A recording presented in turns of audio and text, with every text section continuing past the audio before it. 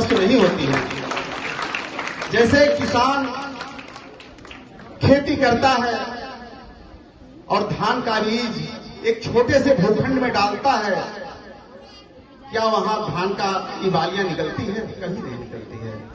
किसान वहां से उखाड़ता है, सुदूर ले जाकर रोपता है, तब जाकर उनकी वंशवेलियां फैलती हैं।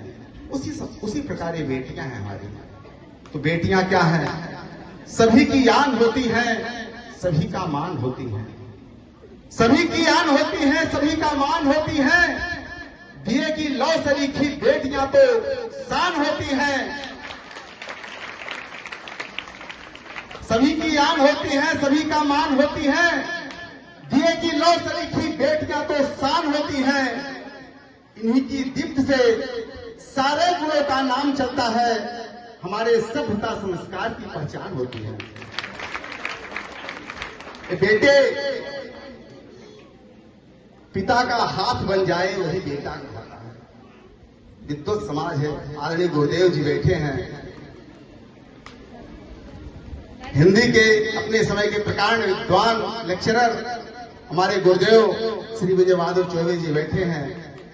ये बेटे पिता का हाथ बन जाए वही बेटा कहता है।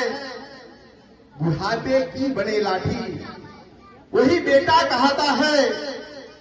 पिता माता के चरणों में जिसे हो तीर्थ का दर्शन, बढ़ाए नाम कुल का जो वही बेटा कहता है। बेटों सदा ध्यान रखना, आज आप जिस विद्यालय पर पढ़ रहे हैं, शिक्षा ग्रहण कर रहे हैं, या जहां जहां आपने शिक्षा ग्रहण की होगी, जो जो शिक्षकों ने आपको शिक्षा दिया होगा, कभी उनको भूलिएगा मत। जीवन में कभी भी अवसर आपको मिलेगा तो उनको प्रणाम करने उनके यहाँ पे जरूर जाइएगा। आप कहीं भी डॉक्टर, इंजीनियर, कलेक्टर, डीएम बनिएगा। ये बेटियां बैठी हैं, डीएलएड की, बीएड की बेटियां, इंटरमीडिएट की बेटियां बैठी हैं। आप एक शिक्षा जगत से जुड़ने का प्रयास कर रही हैं। आप एक शिक्षिका के रूप में जब हो जाएंगी तो कभी अपने शिक्षकों को मत भूलिएगा। हम अपने अतीत को भुला देते हैं तो हमारा वर्तमान, हमारा भविष्य संवर नहीं पाता, बिगड़ जाता है, खंडित हो जाता है।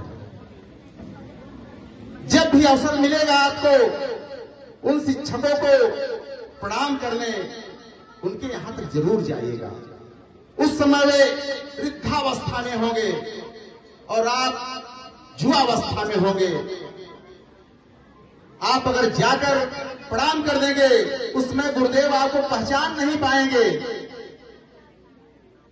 आपको परिचय देना होगा। सर, सन 2025 में मैं वहां से डीएलएड कर रही थी, आप पढ़ाए हैं। चौड़ा हो जाएगा उस शिक्षक का सीना।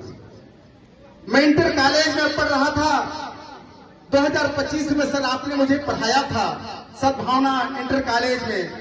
उस शिक्षक का सीना चौड़ा हो जाएगा। बच्चों, अपने माता पिता को, अपने शिक्षकों को, अपने गुरुजनों को आप कभी मत भूलिएगा। आइए, समय की बाध्यता है, मैं सबसे विदा लेते हुए एक बार आप लोग जयकारा लगा दीजिए। बोलिए भारत माता की, भारत माता की, भारत माता की। 15 अगस्त, 15 अगस्त। बहुत बहुत धन्यवाद। बहुत बहुत